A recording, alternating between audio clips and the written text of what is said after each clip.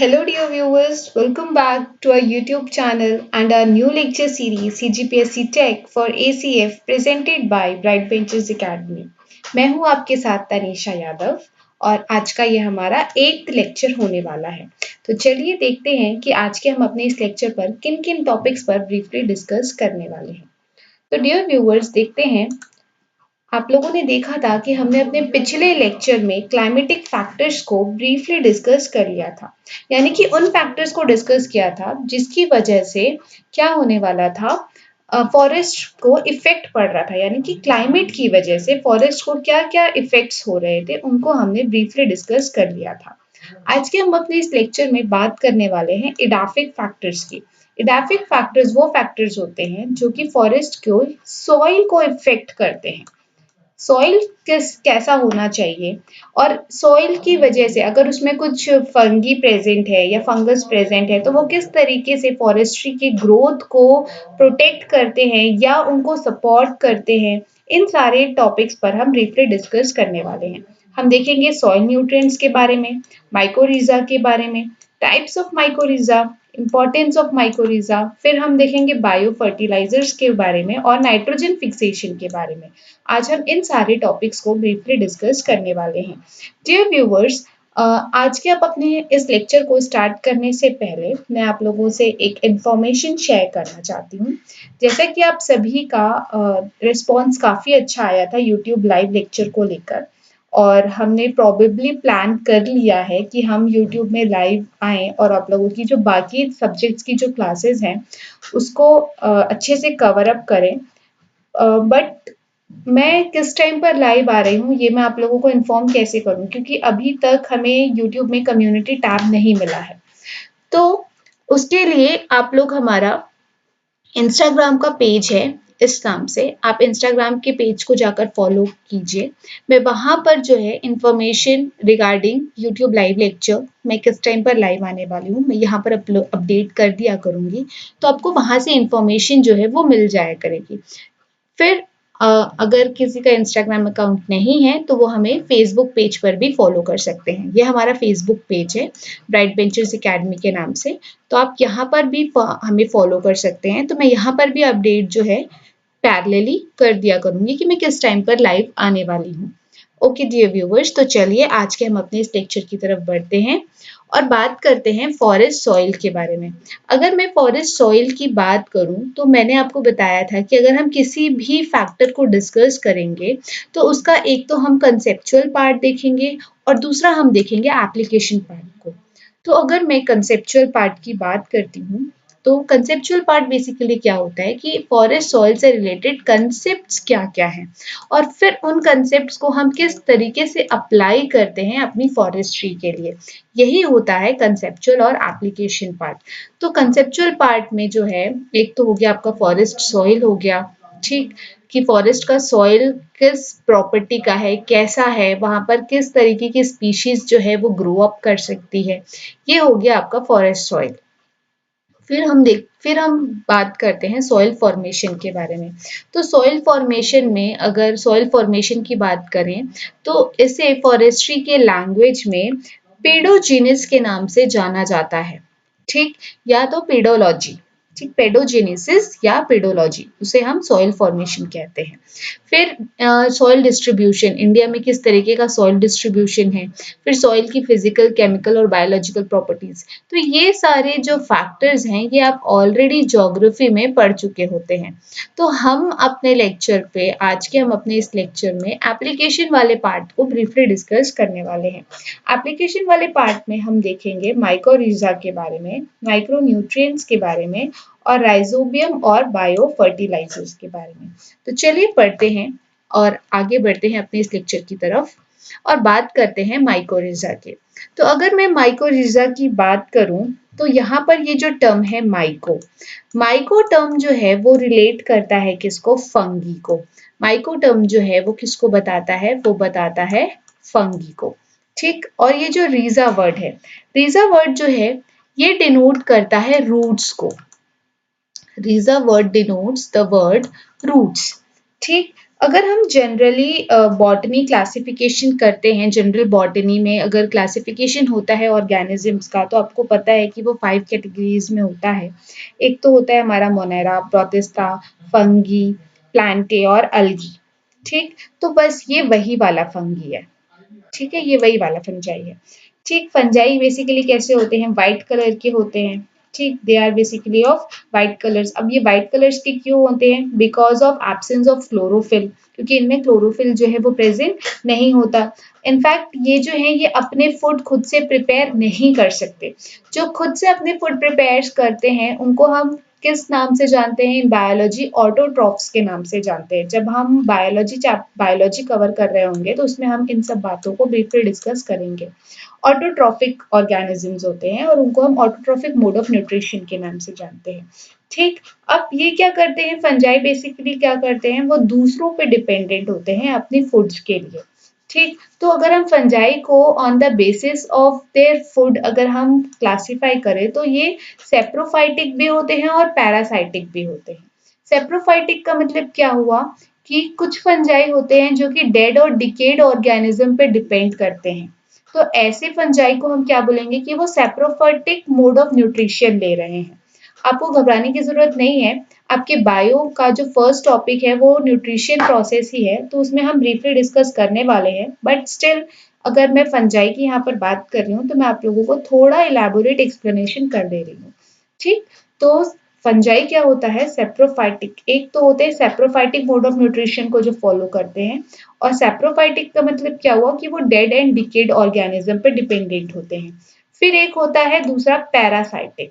Parasitic का मतलब क्या हुआ कि ये डायरेक्टली लिविंग ऑर्गेनिज्म पे डिपेंडेंट होते हैं अपनी फूड के लिए। ठीक, अच्छा देखिए, मैं इतनी डेप्थ पे जाकर आप लोगों को क्यों स्टडी करवा रही हूँ, क्योंकि अगर हम फॉरेस्ट्री कवर कर रहे हैं तो कहीं ना कहीं हम कुछ टॉपिक्स जो हैं वो एग्रीकल्चर के भी कवर कर ले रहे हैं। जब हम एग्रीकल्चर पढ़ रहे होंगे तो आपको याद आएगा कि हाँ ये तो हमने फॉरेस्ट्री में भी पढ़ा था।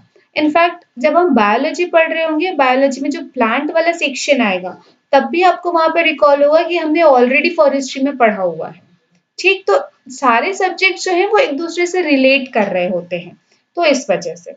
ठीक, तो अब यहाँ पे ये जो फंजाई है, ये जो माइको है, ये फंजाई क्या कर रहा होगा, ये प्लांट्स पे डिपेंडेंट होगा अपनी फूड के लिए। ठीक, तो इट मीन्स व्हाट कि वो कौन से मोड ऑफ न्यूट्रिशन को फॉलो कर रहा है, पैरासाइटिक। क्योंकि पैरासाइटिक क्या होते हैं, जो कि लिविंग ऑर्गेनिज्म पे डिपेंडेंट होते हैं अपनी फूड के लिए। ठीक, और ये जो टाइप ऑफ फंगी है, ठीक है, ये क्या करते हैं, ये बेनिफिशियल होते हैं रूट्स के लिए। ऐसा नहीं कि ये प्लांट को कुछ हार्म पहुंचा रहे, नहीं, ये अच्छे फंजाई हैं, ये बेनिफिशियल होते हैं, उनको बेनिफिट्स प्रोवाइड करते हैं रूट्स को, और इनका जो प्लांट्स पे जो इफेक्ट रहता है वो पॉजिटिव इफेक्ट रहता है।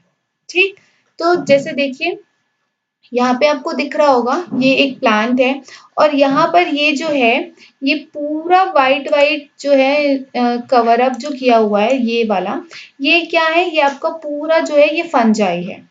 ठीक, कौन सा, माइकोरिजा। ये जो वाइट वाइट आपको दिख रहा है ये पूरा क्या है, माइकोरिजा।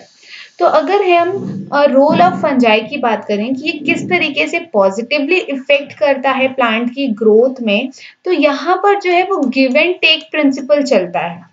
गिव एंड टेक मतलब कि आप मुझे जितना दोगे उतना मैं आपको दूंगा, लेना देना वाला काम चलता है।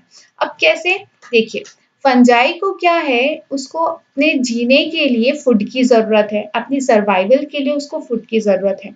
अब वो क्या करेगा, किस पे डिपेंड करेगा अपनी फूड के लिए, हायर प्लांट्स पे डिपेंड करेगा फॉर देयर फूड।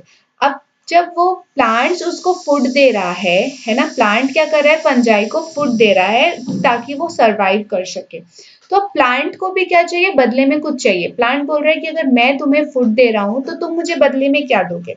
तो यहाँ पर क्या होता है कि जहां पर माइकोरिजा सरवाइव कर रहे होते हैं वहां की सॉइल में प्रॉपर मिनरल्स और न्यूट्रिएंट्स प्रेजेंट नहीं होते हैं।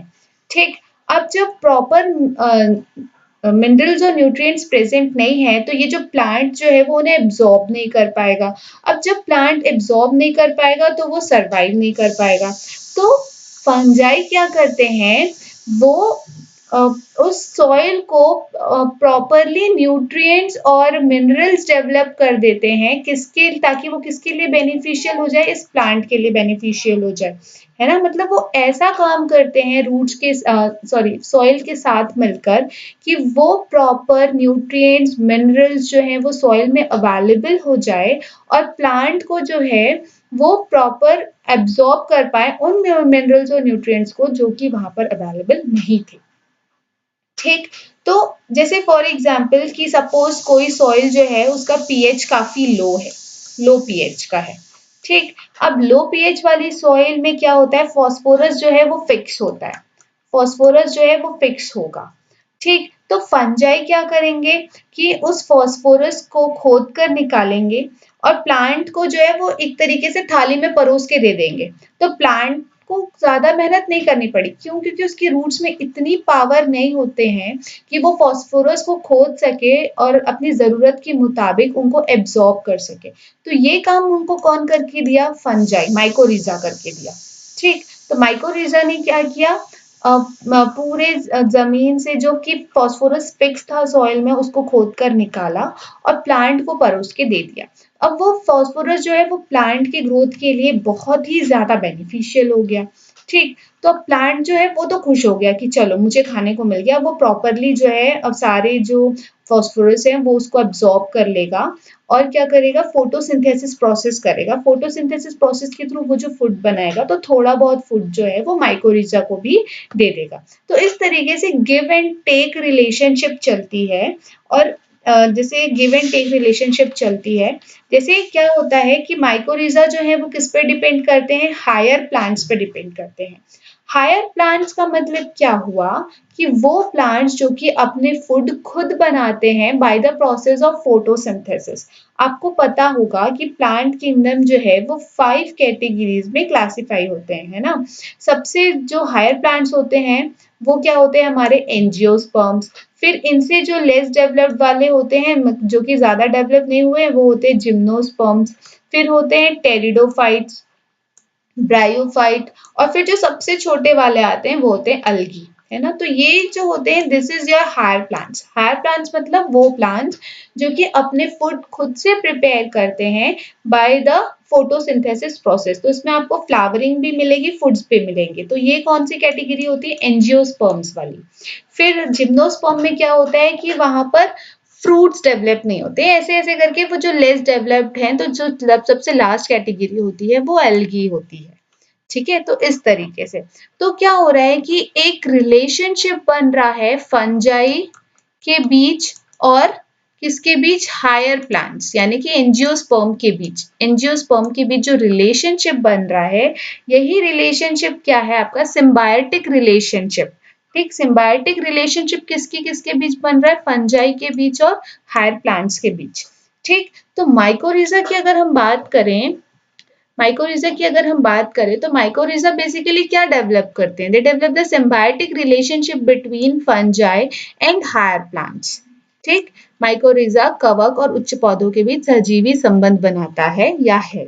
ठीक है, तो यही क्या होता है, हमारा माइकोराइजा होता है। I hope you people are clear with the term mycorrhiza. चलिए अब आगे बढ़ते हैं और देखते हैं माइकोराइजा की टाइप्स को। अगर आपको एग्जाम में पूछा जाता है कि what how many types of mycorrhiza exist, तो आपको वहां पर ऑप्शन दिया होगा 1 2 3 4, ठीक, जो भी। तो वैसे तो अगर मैं आपको बताऊं तो बेसिकली 2 टाइप के माइकोरिजा जो है वो एग्जिस्ट करते हैं। ठीक, कितने टाइप्स के माइकोरिजा एग्जिस्ट करते हैं, 2 टाइप के। लेकिन आपको एग्जाम में ऑप्शन 3 यानी कि जहां पर 3 वाला ऑप्शन होगा उसको आपको टिक करके आना है। ऐसा क्यों, तो चलिए मैं आपको बताती हूँ। सबसे पहला टाइप जो होता है वो आपका होता है एक्टोमाइकोरिजा। क्या होता है हमारा, एक्टोमाइकोरिजा, ECTO, एक्टो, एक्टोमाइकोरिजा। ठीक, अब एक्टोमाइकोरिजा क्या करता है, वो कहाँ पर प्रेजेंट होता है, outer parts of the roots. जैसे देखिए ये रूट्स है, तो ये जो बाहर में ये जो पूरा डेवलप हो चुका है, ये आपका क्या है, एक्टोमाइकोरिजा। जैसे देखिए अगर हम इसको अंदर से देखें जूम करके, माइक्रोस्कोपिक व्यू देखें तो यहाँ पर देखिए ये जो बाहर के आपको लेयर्स दिखाई दे रहे हैं ये पूरा क्या है आपका एक्टोमाइकोरिजा, मतलब ये रूट्स के बाहर में होता है। ठीक, और अगर ये सेल के अंदर घुस भी रहा है तो यहाँ पर देखिए ये सिर्फ इस पोर्शन पे है, वो सेल के शेप के अंदर अटैक नहीं कर पा रहा है। ठीक, तो ये क्या कर रहा है कि ये प्रोबेबली बाहर है, देखिए इस तरीके से सेल शेप के अंदर जो है वो डायरेक्टली कांटेक्ट नहीं कर पा रहा है और इस तरीके से वो रूट को पूरी तरीके से बाहर से क्या कर लेता है, जकड़ लेता है। तो यही आपका क्या होता है, एक्टोमाइकोरिजा। ठीक, तो बेसिकली वो क्या करते हैं, दे मेक अ मेंटल या फंगल शीट बना लेते हैं। ठीक है, स्ट्रक्चर बना लेते हैं outer covering on the roots, outer covering करके वो क्या बना लेते हैं, outer covering on the roots. ठीक, तो हम लोग क्योंकि एमसीक्यू वाले हैं, हम लोग एमसीक्यू बेस्ड एग्जाम की प्रिपरेशन कर रहे हैं, तो मोस्ट इम्पॉर्टेंट टर्म जो है जो हमें याद रखना है वो है एक तो फंगल मेंटल या फंगल शीट। ठीक, ये एक टर्म हमें याद रखना है और दूसरा हमें याद रखना है हार्टिग नेट। ये हार्टिग नेट जो है हमें याद रखना है। अब हार्टिग नेट क्या होता है, बेसिकली देखिए यहाँ पर ये एक नेटवर्क लाइक स्ट्रक्चर बना रहा है। देखिए ये क्या कर रहा है, एक नेटवर्क बना रहा है। ठीक, और डायरेक्टली सेल शेप के अंदर जाके वो अटैक या कांटेक्ट नहीं कर पा रहा है, बस इसी नेटवर्क को हम क्या बोलते हैं, हार्टिग नेट बोलते हैं। तो क्योंकि हम एमसीक्यू एग्जाम की प्रिपरेशन कर रहे हैं तो हमें दो टर्म्स जो है वो इम्पोर्टेंटली याद रखना है। एक तो है हमारा फंगल मेंटल या फंगल शीट और दूसरा है हमारा हार्टिग नेट। ठीक, फंगल मेंटल कह लीजिए या फंगल शीट कह लीजिए, बोथ आर सेम। और हार्टिग नेट जो कि ये नेटवर्क फॉर्म कर रहा है, that is your what, that is your Hartig net. ठीक, अब क्या होता है कि अब जब ये फंजाई सेल शेप के बाहर बाहर नेटवर्क ना बनाकर जब वो अंदर कांटेक्ट कर जाता है, सेल शेप के अंदर कांटेक्ट कर जाता है, तो उसको हम क्या कहते हैं, endomycorrhiza, ENDO, that is your what, endomycorrhiza. यहाँ पर आप देख सकते हैं, जैसे देखिए ये बाहर था, अब ये क्या हो गया, ये देखिए ये सेल शेप के अंदर कांटेक्ट कर गया है ना। तो दिस इज योर व्हाट, एंडोमाइकोरिजा। ठीक, यहाँ पर वो डायरेक्ट कांटेक्ट कर चुके हैं। अब मैंने आपको बताया कि अगर हम माइकोरिजा के टाइप्स की बात करें तो वो बेसिकली दो टाइप्स के होते हैं, है ना। लेकिन जब आपको एग्जाम में क्वेश्चन पूछता है तो आपको 3 टाइप्स में टिक करके आना है। ऐसा क्यों, क्योंकि ना तो एक्टोमाइकोरिजा प्रॉपरली 100% एग्जिस्ट करता है और ना ही एंडोमाइकोरिजा जो है वो 100% एग्जिस्ट करता है। अगर हम बात करें इनके एग्जिस्टेंस की तो वो एग्जिस्ट करते हैं इन द फॉर्म ऑफ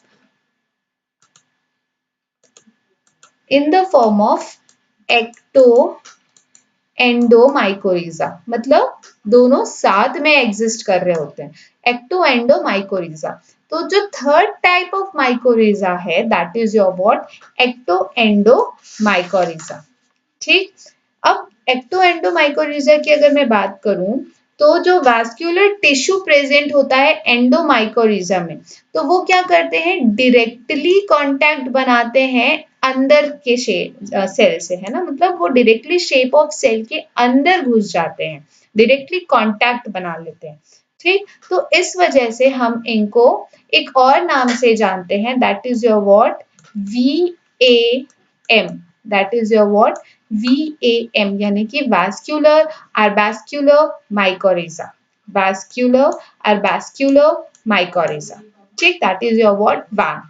ठीक, तो एक्टो एंडोमाइकोरिजा को भी हम इसके अंदर इस नाम से जान सकते हैं, VAM।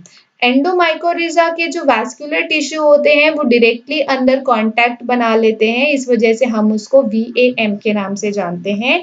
एक्टो एंडो को भी हम VA के टर्म से डिनोट रिप्रेजेंट कर सकते हैं। ठीक, चलिए अब आगे बढ़ते हैं। ये मोस्ट इंपॉर्टेंट पार्ट है, यानी कि एक्टोमाइकोरिजा और एंडोमाइकोरिजा के बीच में डिफरेंस वाला पार्ट।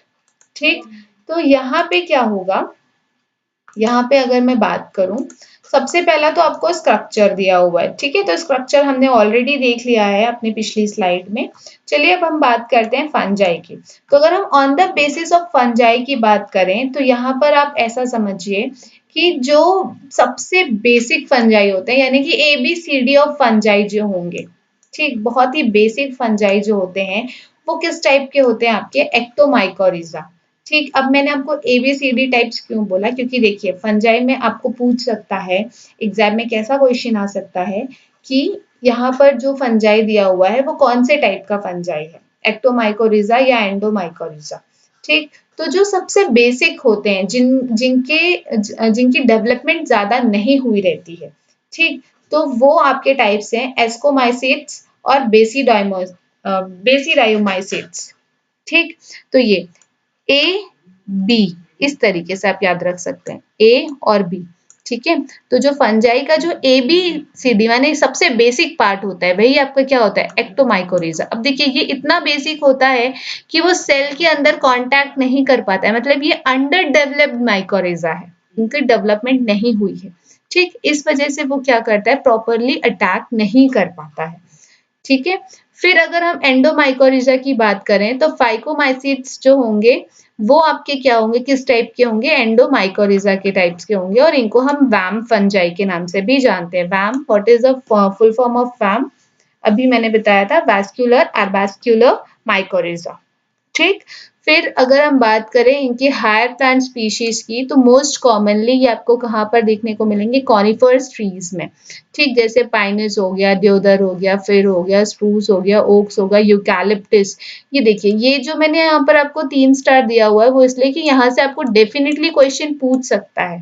ठीक, कि यूकैलिप्टस यानी कि नीलगिरी पेड़ पर कौन से टाइप का माइकोरिजा एग्जिस्ट करता है, तो कौन सा, एक्टोमाइकोरिजा। अगर एक्टोमाइकोरिजा में भी कौन पूछ सकता है तो आपका हो जाएगा AB टाइप। ठीक है, A और B इस तरीके से। ठीक है, और एंडोमाइकोरिजा की अगर हम बात करें तो 90% herbaceous and woody plants have this, मतलब ऑलमोस्ट सभी प्लांट्स में एंडोमाइकोरिजा ही होगा। हर्बेशियस मतलब जो फ्रूट्स फ्लावर्स देते हैं, वुडी वुडी प्लांट्स मतलब जैसे जिसमें हमें टिम्बर मिलता है, वुड मिलता है। ठीक है, तो ये चूंकि डेवलप्ड माइकोरिजा है तो इसलिए ये सभी ऑलमोस्ट 90% हर्बेशियस और वुडी प्लांट्स में एग्जिस्ट करते हैं, दे हैव दिस। ठीक, चलिए अब आगे बढ़ते हैं और देखते हैं इनकी इम्पोर्टेंस को। अगर हम माइकोरिजा की इम्पोर्टेंस की बात करें, जैसे कि सबसे पहला इम्पोर्टेंस क्या होता है कि वो जो सरफेस एरिया है उसको बढ़ा देता है। ठीक, they increases the surface area of roots so that the plant can absorb more water, minerals and nutrients for proper growth। सबसे पहला क्या है कि वो सरफेस एरिया को जो है वो इंक्रीज कर देते हैं। अब जैसे सपोज कि ये कोई रूट है, ठीक है, ये कोई रूट है, अब इसको क्या करना है, वाटर और मिनरल्स एब्जॉर्ब करना है, लेकिन चूंकि इसका सरफेस एरिया बहुत कम है तो ये क्या कर पाएगा, ये वाटर और मिनरल्स को एब्जॉर्ब नहीं कर पाएगा properly for their growth purpose. ठीक, तो क्या होगा, यहाँ पर अगर सपोज माइकोरिजा प्रेजेंट है तो यहाँ पर अगर जैसे माइकोरिजा प्रेजेंट है तो वो क्या करेगा, उसकी सरफेस एरिया को इंक्रीज कर देगा जिससे कि वो प्रॉपरली मोर वाटर और मिनरल्स जो है वो एब्जॉर्ब कर पाए।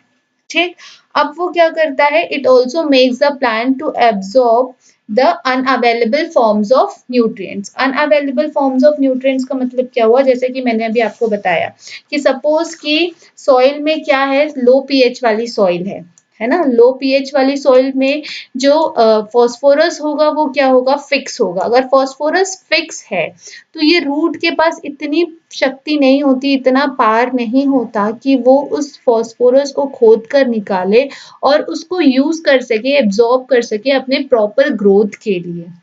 ठीक, तो अब उनको उसको डिग करने में, खोदने में कौन हेल्प करेगा, डेफिनेटली फॉस्फोरस हेल्प करेंगे, सॉरी डेफिनेटली उनको माइकोरिजा हेल्प करेंगे। तो माइकोरिजा क्या करेंगे, अब अपने उनके पास इतनी पावर होती है कि वो जो फॉस्फोरस फिक्स है सॉइल में वो उसको खोदेंगे, डिग करेंगे, निकालेंगे और एक तरीके से उनको प्लेट में रख के उनको परोस देंगे।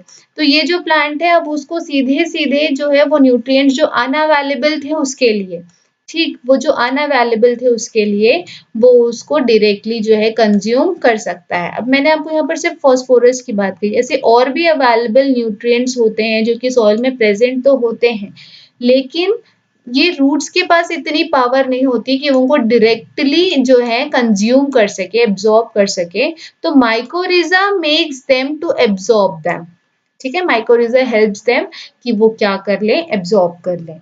ठीक, फिर अगर सपोज कि इससे कंक्लूजन क्या निकलता है कि अगर एरिड टाइप ऑफ सॉइल है, यानी कि एसिडिक है या बेसिक सॉइल है, तो प्लांट्स जो है वो प्रॉपरली ग्रो नहीं कर पाएंगे इस कंडीशन में। ठीक, तो ये प्लांट्स क्या करते हैं, जो माइकोरिजा है उनको सपोर्ट देते हैं, माइकोरिजा के साथ मिलकर वो फेवरेबल कंडीशंस बनाते हैं जिससे प्लांट्स जो है वो प्रॉपरली क्या कर पाए, ग्रोथ कर पाए। ठीक, थर्ड इसका इंपॉर्टेंस होता है कि वो कैसे होते हैं, डिजीज रेजिस्टेंस होते हैं। डिजीज रेजिस्टेंस होते हैं का मतलब क्या हुआ कि जैसे यहाँ पर आप देख रहे हैं कि ये प्लांट में क्या हो चुका है, डिजीज लग गई है। यहाँ पर आपको हार्मफुल कीट जो है, इंसेक्ट्स जो हैं वो इस प्लांट की ग्रोथ को क्या कर रहे हैं, रोक रहे हैं। ठीक है, अबेंडन कर रहे हैं।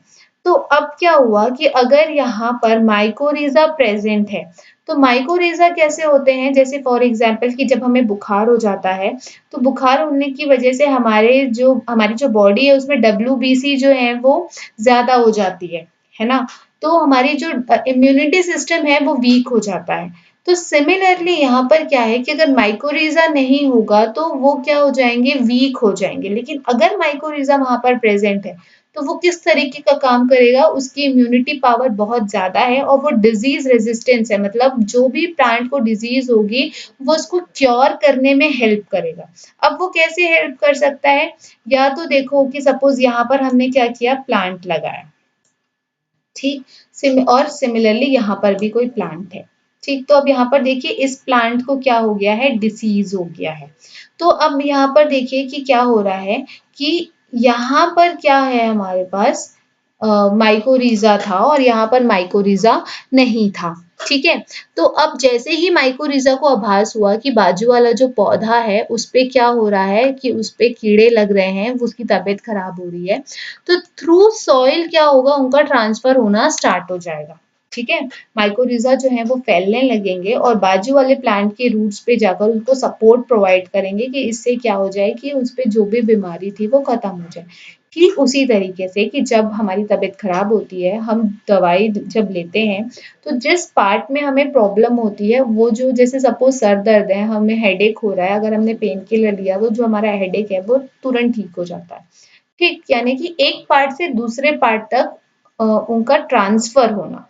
ठीक है, तो इस तरीके से थ्रू सॉइल जो है वो भी उसको क्या कर सकता है, उसको प्रोटेक्ट कर सकता है, या थ्रू एयर, एयर के थ्रू भी वो क्या कर सकता है, उसको प्रोटेक्ट कर सकता है। ठीक, अब क्वेश्चन यहाँ पर ये आता है कि अगर हम जो भी प्लांटेशन कर रहे हैं, जैसे सपोज हमने नर्सरी लगाई या फॉरेस्ट्री हम कर रहे हैं, प्लांटेशन कर रहे हैं, और अगर वो प्लांटेशन फेल हो जाती है ना, अगर प्लांटेशन फेल हो जाती है तो क्या हम माइकोरिजा को यूज नहीं कर सकते for the betterment of plantation, उनकी प्लांटेशन को अच्छी करने के लिए क्या हम माइकोरिजा का इस्तेमाल कर सकते हैं? बिल्कुल कर सकते हैं। अब देखिए किस तरीके से, जब हम बेटर प्लांटेशन करने के लिए अगर हम माइकोरिजा का इस्तेमाल करते हैं तो उसे हम क्या कहते हैं, इनोक्यूलेशन ऑफ माइकोरिजा। उसे हम क्या कहते हैं, इनोक्यूलेशन ऑफ माइकोरिजा। अब हम किस तरीके से कर सकते हैं, जैसे सपोज ये मैंने क्या किया, यहाँ पर प्लांटिंग की। अब यहाँ पर क्या है कि यहाँ पर आप देखिए कि ये जो है यहाँ पर माइकोरिजा पहले से ही प्रेजेंट है। ठीक है, अब माइकोरिजा पहले से ही प्रेजेंट है तो क्या हो रहा है कि एक तो हम क्या कर सकते हैं कि डायरेक्टली यहाँ पर देखिए जो दूसरे प्लांट्स हैं वहां पर फंगाई के जो स्पोर्स हैं वो आ गए हैं। ठीक है, जैसे सपोज अगर स्पोर्स का मतलब क्या हुआ कि अगर कोई ब्रेड बहुत ज्यादा दिन तक बाहर पड़ी हुई है तो उसमें आप देखते हैं कि फंगस लग जाता है, उसके छोटे छोटे पोर्स आने लग जाते हैं, तो that is your what, spores. तो डायरेक्टली क्या हो सकता है कि स्पोर्स को उठाकर अगर हम यहाँ पर ले आए, है ना। अगर हमें यहाँ पर नया प्लांटेशन करना है, न्यू प्लांटेशन और नर्सरी साइट है, तो स्पोर्स को हम डायरेक्टली यहाँ पर ले आए तो यहाँ पर भी माइकोरिजा जो है वो डेवलप हो सकता है, लेकिन इसकी चांसेस बहुत कम हो जाती है। फिर क्या होता है कि ये जो सॉइल है यहाँ पर, अब चूंकि यहाँ पर स्पोर्स आ गए हैं, ठीक है, तो डेफिनेटली यहाँ पर क्या होगा, माइकोरिजा भी होंगे। ठीक, तो क्या हो गया हमने कि डायरेक्टली यहाँ का जो पार्ट था सॉइल का मिसेलियम इनॉक्यूलेशन कर दिया। ठीक, डायरेक्टली हमने क्या कर दिया कि यहाँ की सॉइल उठाकर यहाँ पर ला दी थोड़ी सी, तो इससे भी प्रोबेबिलिटी है कि वहां पर माइकोरिजा जो है उसकी ग्रोथ जो है बढ़ जाए। लेकिन क्या ऐसा जरूरी थोड़ी कि हमने जो पार्ट ऑफ सॉइल उठाकर लेकर आए उसमें माइकोरिजा प्रेजेंट है, क्योंकि वो it is impossible to see them with the naked eyes. ठीक है, नेक्ड आईज से देखना उनको पॉसिबल नहीं है, वो बहुत ही बारीक होते हैं, बहुत ही छोटे होते हैं कि जिनको हम सिर्फ माइक्रोस्कोप से देख सकते हैं। तो हमें कैसे पता कि ये वाला जो प्रॉपरली जो था साइट था, तो वहां पर माइसीलियम इनोक्यूलेशन करना आपके लिए सक्सेसफुल होगा या नहीं होगा। ठीक, फिर हम क्या कर सकते हैं कि जैसे देखिए यहाँ पर जैसे देखिए ये जो अगर प्लांट है ये काफी अच्छे से ग्रोथ कर रहा है, तो वहां पर डेफिनेटली माइकोरिजा है। तो हम डायरेक्टली क्या कर रहे हैं कि वहां से जिस एरिया में माइकोरिजा है तो डायरेक्टली हम वहां के प्लांट्स को उठा के लेकर आए और यहाँ पर उनकी क्या कर दे, ग्रोथ कर दे, है ना। तो ये तो बहुत ही क्या बोलते हैं अनफीजिबल मेथड हो जाएगा, क्योंकि जिस एरिया में माइकोरिजा है वहां पर आप पहले प्लांटेशन करो, फिर वहां से उठाकर लाकर उसको नई प्लांटेशन साइट पे लगा दो। ठीक है, तो ये थोड़ा डिफिकल्ट प्रोसेस हो जाता है। या तो आप सीधे सीधे जहाँ पर इन्फेक्टेड सॉइल है उसको उठा के ले जाकर यहाँ पर डाल दो, तो वो कितना पॉसिबल हो पाएगा ये हमें अभी तक नहीं पता। तो हम क्या करते हैं, डायरेक्टली आपको मार्केट में जो है वो इस नाम से वैम मिलता है, पाउडर जो रहता है जिसमें माइकोरिजा जो है ऑर्गेनिक मटेरियल जो है वो उसमें प्रेजेंट रहते हैं। तो हम डायरेक्टली उसको क्या करते हैं, सॉइल में पोर कर देते हैं। ठीक, तो ये क्या हो गया हमारा आर्टिफिशियल मेथड हो गया फॉर इनोक्यूलेशन ऑफ माइकोरिजा। ठीक, तो ये क्या हो गया हमारा आर्टिफिशियल मेथड हो गया फॉर इनोक्यूलेशन ऑफ माइकोरिजा। ठीक, तो इस तरीके से आप क्या कर सकते हो, डायरेक्टली जो है हम माइकोरिजा की ग्रोथ जो है for the betterment of plants हम कर सकते हैं।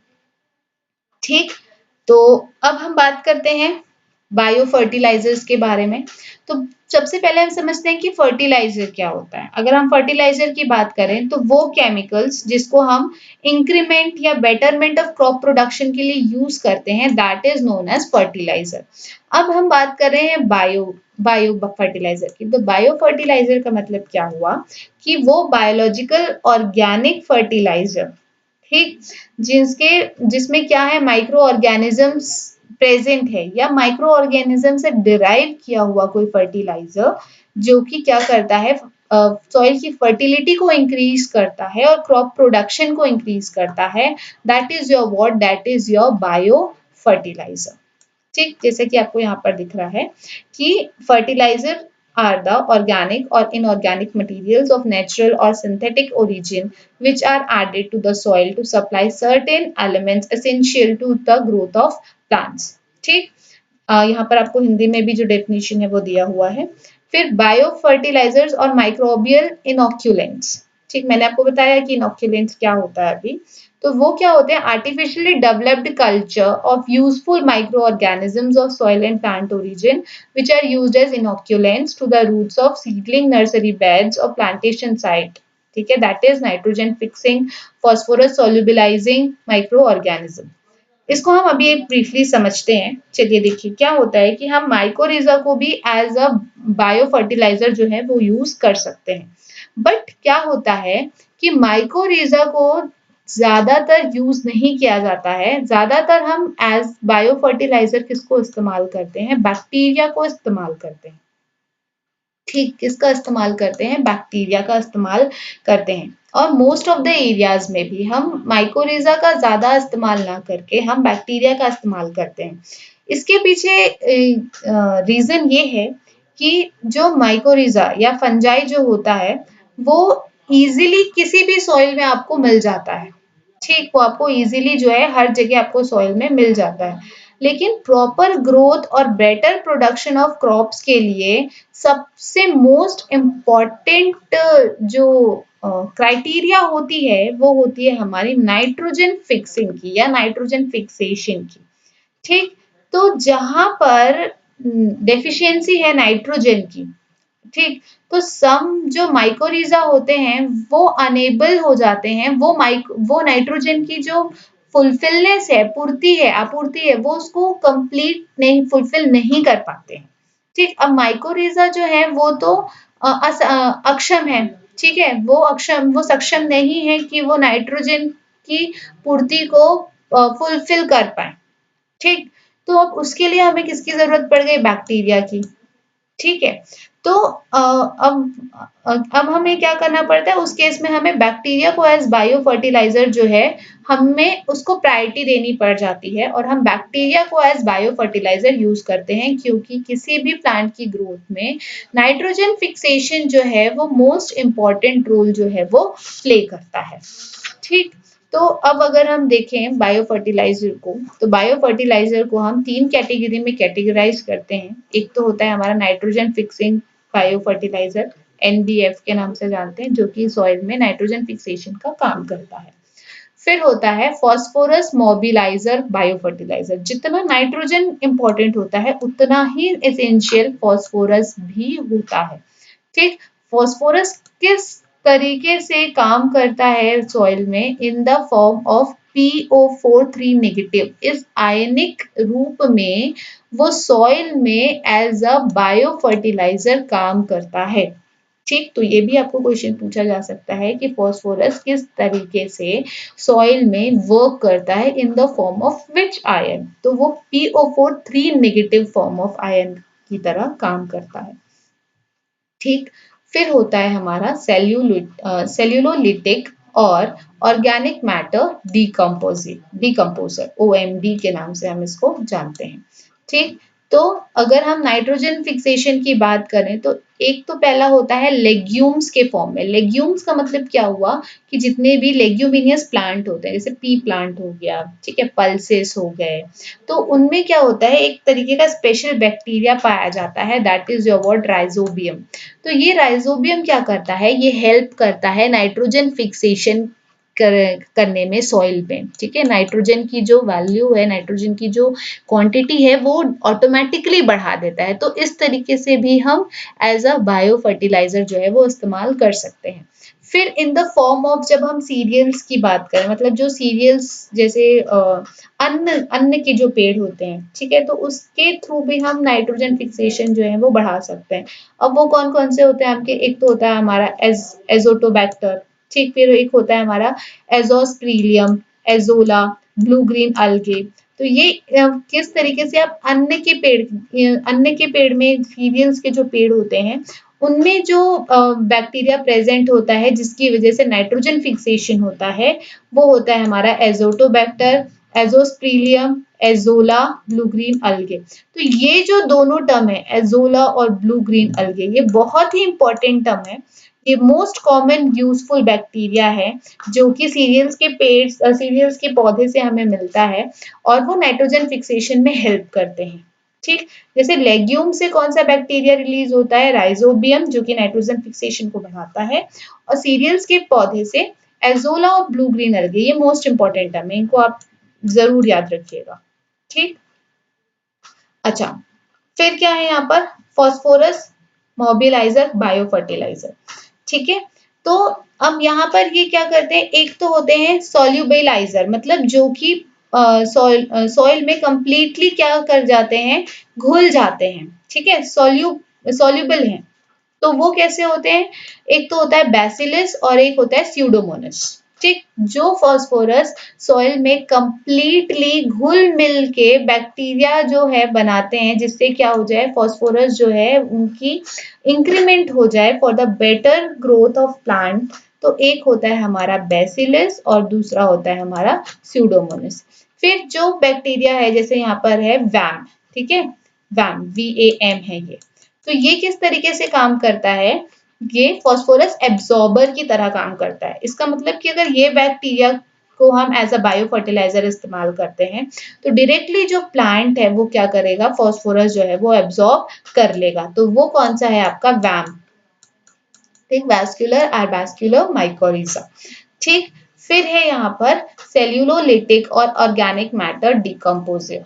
ठीक है, तो ये इसमें हम एक तो हम इस्तेमाल करते हैं सेल्यूलोमोनस ट्राइकोडर्मा, और एक है हमारा आर्थ्रोबैक्टर एगारिकस।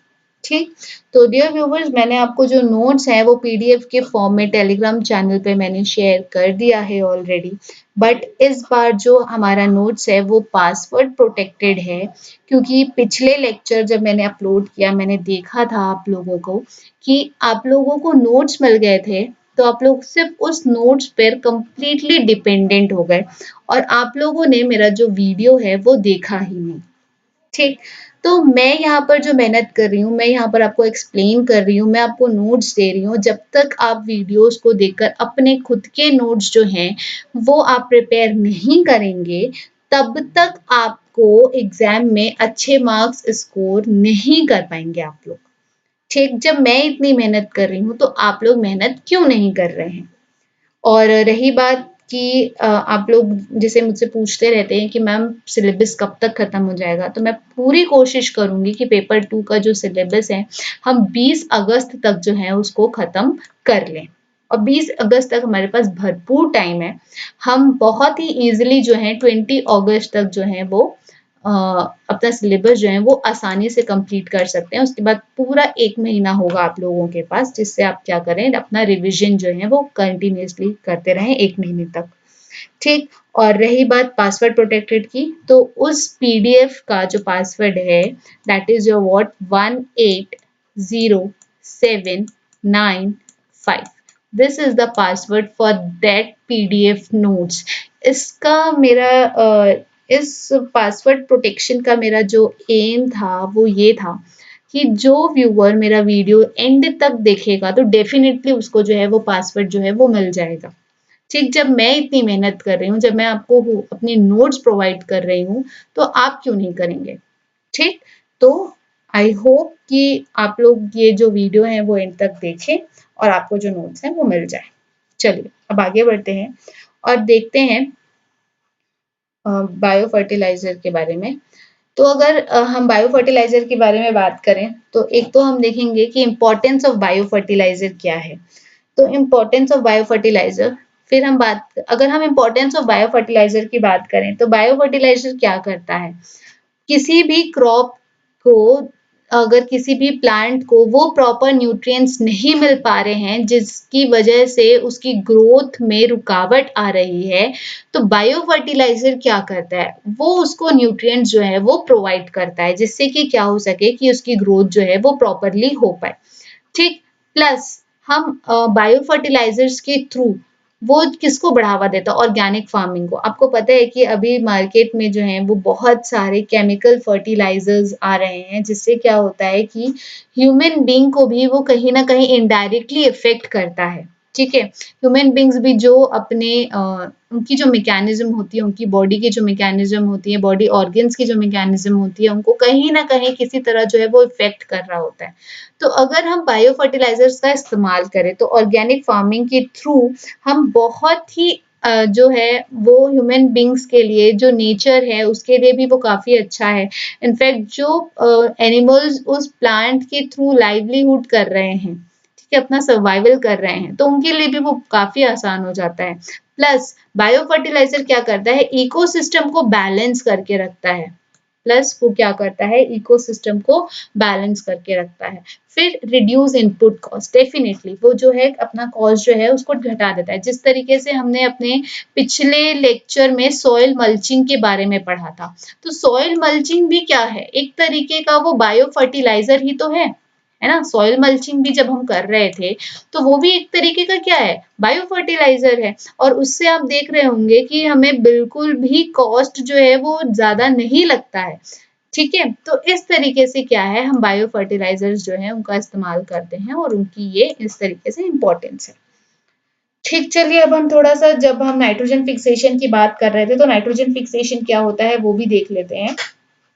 तो अगर हम नाइट्रोजन फिक्सिंग की बात करें तो एक तो नॉन बायोलॉजिकल तरीके से भी हो सकता है। नॉन बायोलॉजिकल तरीके का मतलब क्या हुआ कि अगर बादल में बिजली कड़क रही है, ठीक है, थंडर स्टॉर्म्स आ रहे हैं, तो जो नेचर में जो नाइट्रोजन प्रेजेंट है और जब बिजली कड़की तो वहां से जो नाइट्रोजन गैस रिलीज हुआ तो वो आपस में क्या करेंगे, बॉन्डिंग बना लेंगे और फिर जो है हवा के थ्रू जो है, अगर प्लांट्स के पास जो है नाइट्रोजन की कमी है तो एरियल के थ्रू नॉन बायोलॉजिकली वो क्या कर रहा है, प्लांट को जो है नाइट्रोजन जितनी चाहिए वो उसको दे रहा है। या एक तरीका और क्या हो सकता है कि हम जो इलेक्ट्रिसिटी यूज करते हैं, ठीक है, तो वहां से भी जो है नाइट्रोजन गैस जो है वो रिलीज होती है, इलेक्ट्रिसिटी स्पार्क जो होती है उससे। ठीक, तो इस तरीके से भी आप क्या करते हैं कि प्लांट्स को जो है वो एरियल कंडीशन के थ्रू नाइट्रोजन जो है वो मिल रही है।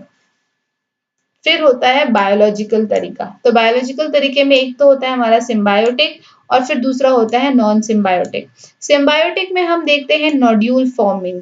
ठीक है, अगर हम नोड्यूल फॉर्मेशन की बात करें तो बेसिकली ये क्या होता है, एक तरीके का इंटरेक्शन होता है बिटवीन रूट्स और लेग्यूमिनियस प्लांट। नोड्यूल फॉर्मिंग जो है वो आपको जो है लेग्यूमिनियस प्लांट्स में देखने को मिलता है। लेग्यूमिनियस प्लांट से पी प्लांट हो गया, पल्सेस हो गए, हमारे दाल जो होता है उसको, ठीक, तो वो हमारा क्या होता है कि एक तरीके का वो इंटरेक्शन बनाता है रूट्स और जो लेग्यूमिनियस प्लांट्स जो हैं, जैसे और मैंने आपको बताया था कि लेग्यूमिनियस प्लांट से एक तरीके का बैक्टीरिया रिलीज होता है, that is your word rhizobium, जो कि क्या करता है, उस प्लांट को अगर नाइट्रोजन की जरूरत है तो उसको नाइट्रोजन प्रोवाइड करता है इन द सफिशिएंट अमाउंट। अगर किसी प्लांट ऑर्गन में जैसे अगर कुछ बैक्टीरिया आ गया है, सॉरी बैक्टीरिया नहीं, जैसे कुछ डिसीज हो गया है, कीड़े लग गए हैं और उस प्लांट को नाइट्रोजन की जरूरत है, तो लेग्यूमिनियस प्लांट्स क्या करेगा, उस प्लांट तक पहुंचकर वो राइजोबियम बैक्टीरिया जो है उस प्लांट्स तक पहुंचकर नाइट्रोजन की अमाउंट को बढ़ाएगा और फिर इससे वो क्या हो जाएगा, डिजीज फ्री हो जाएगा। तो यही जो रूट नोड्यूल होता है जिससे बैक्टीरिया जो है नाइट्रोजन को फिक्स करता है, this is your word, this is your nodule formation या नोड्यूल फॉर्मिंग। ठीक, फिर अगर हम नॉन सिम्बायोटिक की बात करें तो जो फ्री लिविंग हो गए, अभी हमने पढ़ा, जो बीजीए होते हैं यानी कि ब्लू ग्रीन अलगे, और एजोटोबैक्टर जो होता है जो कि हमें कहाँ से मिलता है, सीरियल्स प्लांट्स के थ्रू जो मिलता है, तो that is your word non symbiotic. ठीक, चलिए अब अगर हम देखें बायोलॉजिकल नाइट्रोजन फिक्सेशन, यहाँ पर आप हम थोड़ा सा देख लेते हैं। देखिए क्या होता है कि यहाँ पर ये प्लांट है, ठीक, अब यहाँ पर ये प्लांट है तो यहाँ पर देखिए nitrogen fixing bacteria in root nodules of legumes. ठीक है, अब ये लेग्यूम्स है तो यहाँ पर नाइट्रोजन फिक्सिंग किसकी वजह से हो रहा है, बिकॉज ऑफ नोड्यूल्स, यहाँ पे ये जो रूट नोड्यूल्स बने हैं, ठीक है, तो इसकी वजह से ये क्या हो रहा है, नाइट्रोजन जो है उसका फिक्सेशन हो रहा है। ठीक, अब फिर क्या हो रहा है, यहाँ पर देखिए कि ये जो प्लांट्स हैं ये डिकम्पोजर हैं, यहाँ पर उनका क्या हुआ, एमोनिफिकेशन हुआ, नाइट्रिफिकेशन हुआ, नाइट्रेट जो है, मतलब जितने भी नाइट्रोजन जो है यहाँ पर जो एटमॉस्फेयर में प्रेजेंट है वो भी कहाँ पर होकर जा रहा है। ठीक है, यहाँ पर पहले तो उसने नाइट्रोजन फिक्सिंग किया। सबसे पहले देखिए नाइट्रोजन जो एटमॉस्फेयर में प्रेजेंट है उसने क्या किया, पहले रूट्स में जाकर मिलकर, कौन से रूट्स में, लेग्यूम्स प्लांट्स के जो रूट्स हैं, क्योंकि वो उनके पास टेंडेंसी होती है कि वो बहुत ही हाई रेट में नाइट्रोजन को जो है एटमॉस्फेयर से एब्जॉर्ब कर सकते हैं। ठीक, तो उन्होंने क्या किया, उसको एब्जॉर्ब किया और यहाँ पर नाइट्रोजन फिक्सिंग कर ली। ठीक, अब फिर क्या हुआ कि ये जो नाइट्रोजन फिक्सिंग सॉइल बैक्टीरिया जो है वो किसके साथ रिएक्ट कर गया, अमोनियम के साथ। ठीक, अमोनियम के साथ रिएक्ट करके फिर यहाँ पर उसने क्या बनाया, नाइट्रीफाइंग बैक्टीरिया बनाया, यानी कि उनका क्या हुआ, नाइट्रिफिकेशन हुआ। अब चूंकि नाइट्रिफिकेशन हुआ तो सॉइल में जो है नाइट्राइट्स भी प्रेजेंट थे, तो वो नाइट्रीफाइंग बैक्टीरिया जो है वो नाइट्रेट्स बनाए और फिर क्या हुआ, उनका एसिमिलेशन हुआ और इस तरीके से प्लांट्स की जो जो दूसरे प्लांट्स थे जो लेग्यूम्स नहीं थे उनकी जो है वो प्रॉपरली क्या स्टार्ट हो गई, जो है उनकी प्रॉपर ग्रोथ स्टार्ट हो गया। तो इस तरीके से जो लेग्यूम्स होते हैं वो क्या करते हैं, बायोलॉजिकल नाइट्रोजन फिक्सेशन में हेल्प करते हैं, किस तरीके से, बायोलॉजिकली हेल्प करते हैं। ठीक, और बाकी ये वाला जो है ये आपका उतने काम का नहीं है, aerobic anaerobic bacteria and fungi. ठीक, तो इस तरीके से क्या होता है, एनवायरनमेंट में नाइट्रोजन की फिक्सेशन होती है। चलिए अब आगे बढ़ते हैं और बात करते हैं सॉइल न्यूट्रिएंट्स की। अगर हम सॉइल न्यूट्रिएंट्स की बात करें तो जो एसेंशियल एलिमेंट्स हैं सॉइल की न्यूट्रिएंट्स सॉइल को न्यूट्रिशन प्रोवाइड करने के लिए जो एसेंशियल एलिमेंट्स हैं, तो टोटल 17 न्यूट्रिएंट्स की जरूरत होती है प्लांट को। कितने? 17 न्यूट्रिएंट्स की जरूरत होती है प्लांट को। 17 एसेंशियल एलिमेंट्स जो हैं उनको रिक्वायर होते हैं सॉइल की न्यूट्रिशन को बढ़ाने के लिए। तो अगर आपसे एग्जाम में क्वेश्चन पूछता है तो उसका आंसर आएगा 17, लेकिन चूंकि पुराने बुक्स में वो 16 लिखा हुआ है, तो अगर आपको ऑप्शन में 17 नहीं दिया हुआ है तो आपको 16 में टिक करके आना है, क्योंकि हो सकता है कि एग्जामिनर जिसने क्वेश्चन फॉर्म किया है वो पुराने नोट्स को ही लेकर उसने क्वेश्चन फॉर्म कर दिया, तो इस वजह से। लेकिन अगर आपको 17 दिया हुआ है तो आप 17 पर टिक करके आएंगे, और अगर दोनों दिया हुआ है तब भी आप 17 को ही टिक कर कर आएंगे।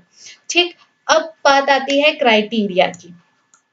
तो अगर मैं क्राइटेरिया की बात करूं तो क्राइटेरिया का मतलब क्या हुआ कि जो एसेंशियल एलिमेंट्स प्रेजेंट है सॉइल में, कैसे पता चला कि वो जो एलिमेंट्स प्रेजेंट है सॉइल में वो एसेंशियल है किसी भी प्लांट के लिए, या सॉइल की न्यूट्रिशन को इंक्रीज करने के लिए वो एसेंशियल एलिमेंट है। तो उसके लिए कुछ क्राइटेरिया डिसाइड की गई। ठीक, तो जो क्राइटेरिया जिन्होंने डिसाइड करी वो उन साइंटिस्ट का नाम था एर्नॉन। उन साइंटिस्ट का नाम था एर्नॉन। उन्होंने क्राइटेरिया डिसाइड किया और उन्होंने कैटेगराइज किया कि जो मिनरल्स, जो न्यूट्रिएंट्स प्रेजेंट है सॉइल में, वो कितना बेनिफिशियल है या नहीं है। ठीक, तो इसको कैसे डिसाइड किया गया कि अगर कोई प्लांट एब्जॉर्ब कर रहा है किसी मिनरल्स को प्रॉपरली, ठीक, और अगर उस एब्जॉर्ब को प्रॉपरली, उस मिनरल को एब्जॉर्ब करने के बाद वो अगर प्लांट्स जो है वो नहीं ग्रो कर पा रहा है, इट मीन्स कि वो उसके लिए बेनिफिशियल नहीं थे, है ना।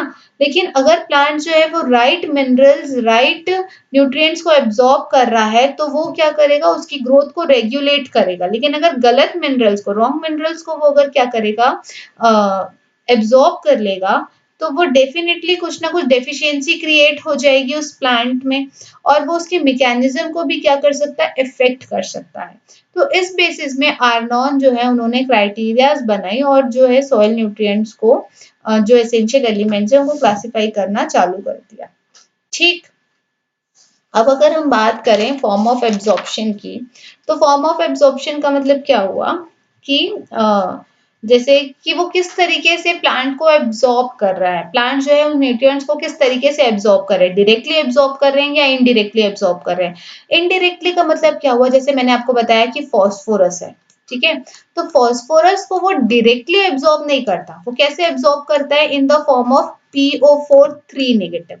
इस फॉर्म में जो है वो उसको क्या करता है, एब्जॉर्ब करता है। तो this is your what, form of absorption. ठीक, अब क्या हुआ कि एट द टाइम ऑफ एर्नॉन, एर्नॉन के टाइम पे सिर्फ और सिर्फ 16 एसेंशियल एलिमेंट्स जो थे वो नोन थे। लेटर ऑन 17th जो है उसको भी डिस्कवरी की गई, और वो क्या था, हमारा निकल। वो क्या था, हमारा निकल। ठीक है, 17th एसेंशियल एलिमेंट जो था वो हमारा कौन था, निकल था। ठीक, तो on the basis of requirement, plant की रिक्वायरमेंट के बेसिस में हमने न्यूट्रिएंट्स को क्या किया, दो कैटेगरी में कैटेगराइज किया। ठीक, एक तो क्या हो गया कि जो मेजरली बहुत इंपॉर्टेंट है प्लांट्स के लिए, मतलब वो न्यूट्रिएंट्स जिनको ज्यादा अमाउंट में प्लांट्स जो है वो एब्जॉर्ब करता है।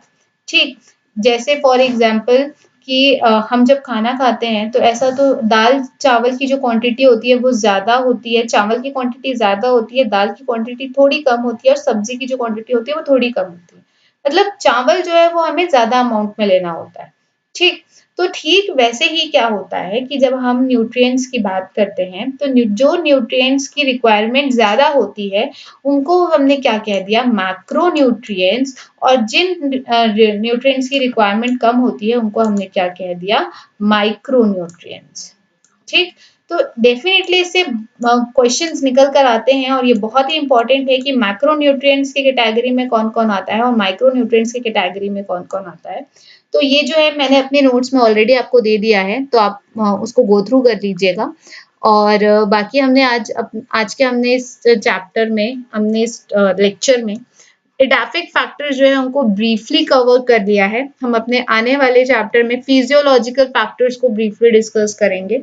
ठीक, तब तक के लिए स्टे ट्यून्ड और यूट्यूब लाइव लेक्चर्स के नोटिफिकेशन के लिए या मैं कब आने वाली हूँ आप डेफिनेटली हमारा जो फेसबुक पेज है और इंस्टाग्राम पेज है उसको फॉलो करना ना भूलिएगा, उसको फॉलो कर लीजिएगा जिससे मैं आपको जो है टच में रह सकूँ और मैं आप लोगों को जो है टाइम जो है यूट्यूब पे लाइव आने का वो मैं आपको इन्फॉर्म कर सकूँ। Okay, dear viewers, thank you so much for your immense support. Thanks a lot. Keep watching and keep supporting.